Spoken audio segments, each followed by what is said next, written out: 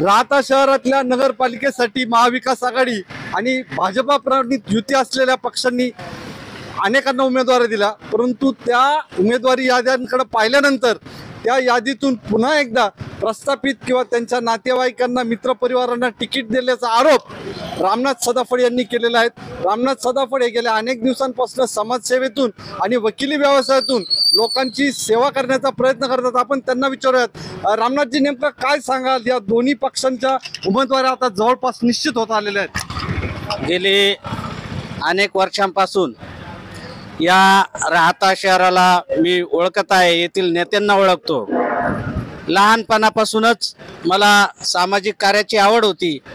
त्या हेतूनं मी सर्वसामान्य नागरिकांना जे काही प्रश्न भेडसावतात या प्रश्नांची खोल आणि समाजामध्ये त्यांना एक स्थान मिळवून देण्यासाठी अहोरात्र प्रयत्न केलेला आहे। या ठिकाणचं राहत्याचं जर आपण राजकारण बघितलं तर अतिशय गलिच्छ राजकारण या राहता शहरामध्ये सुरू आहे। या ठिकाणी सत्ताधारी आणि विरोधक इकडच्या बाकावरून तिकडच्या बाकावर जायचं आणि तिकडच्या बाकावरून इकडच्या बाकावर यायचं। आपल्याला तिकीट कसं मिळेल, आपल्याला उमेदवारी कशी मिळेल, आणि ती उमेदवारी मिळाल्यानंतर सगळ्या बगलबच्च्यांनी एकत्र येऊन या ठिकाणचं जे काही राजकारण आहे हे सर्वसामान्यांच्या डोळ्यामध्ये धूळ फेकायची अशा प्रकारचं गलिच्छ राजकारण या ठिकाणी केलं जातं। सत्तेत आल्यानंतर हे सगळे राजकीय पुढारी एकत्र येतात आणि त्या ठिकाणी सत्तेवर जाऊन बसतात। पण गेल्या अनेक दिवसापासून बघितलं तर कोरोना येऊन गेला, राहत्यात अनेक प्रश्न होते, रस्ते होते, गटारी होत्या, त्यावेळेस हे लोक कुठंच दिसत नाही। अचानक येतात, तिकीट घेतात, निवडून येतात आणि पुन्हा तेच पाडे। यावर काय उपाय, पर्याय नाही का? कोविड-19च्या काळामध्ये या ठिकाणी अक्षरशः सर्वसामान्य नागरिक हा जिरीस आलेला होता।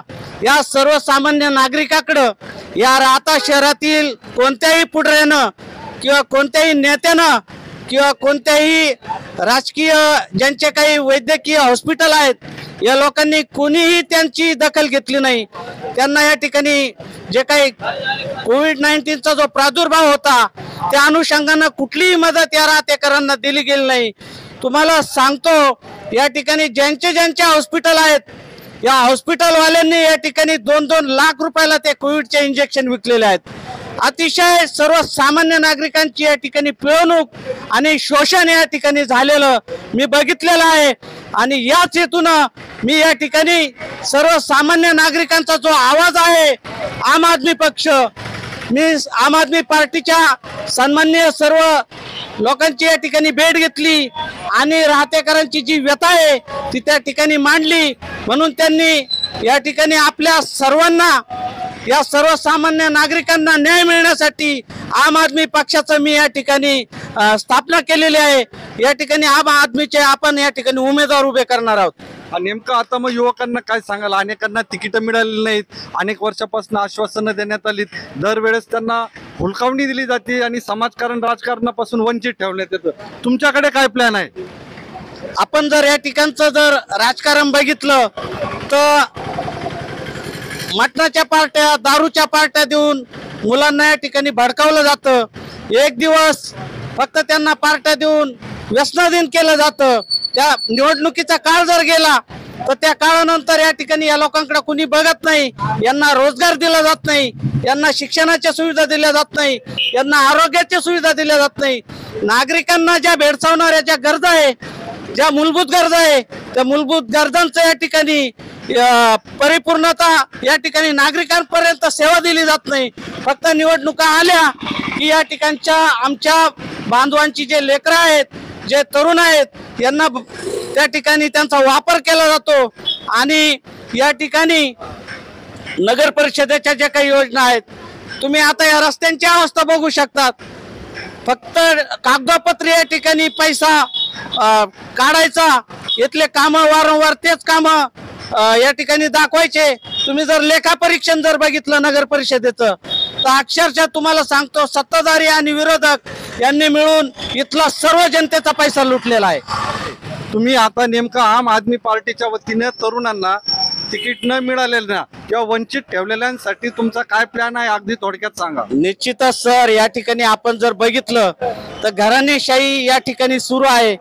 आपला पुतण्या, आपला भाऊ, आपला मामाचा पोरगा, आपल्या काकाचा पोरगा, आपल्या मावशीचा पोरगा किंवा आपल्याला स्वतःला उमेदवारी कशी मिळेल, या ठिकाणी सत्ताधारी आणि विरोधक एकत्र येऊन या ठिकाणी हे अशा पद्धतीचं गलिच्छ राजकारण करत आहे. या सर्वसामान्य जनतेला कुणी वाली राहिलेलं नाही.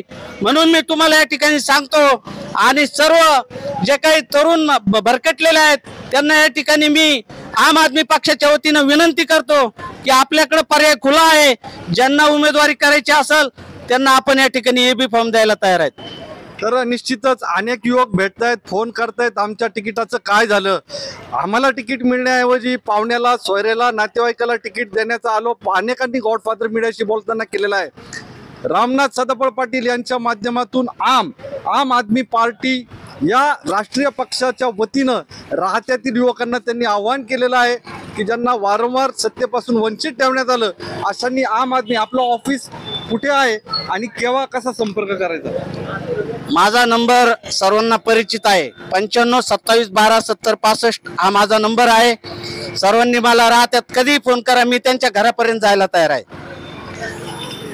महेश भालेराव सह प्राध्यापक doctor Jayant Gaikwad, godfather media, Trishulnagar, राहता.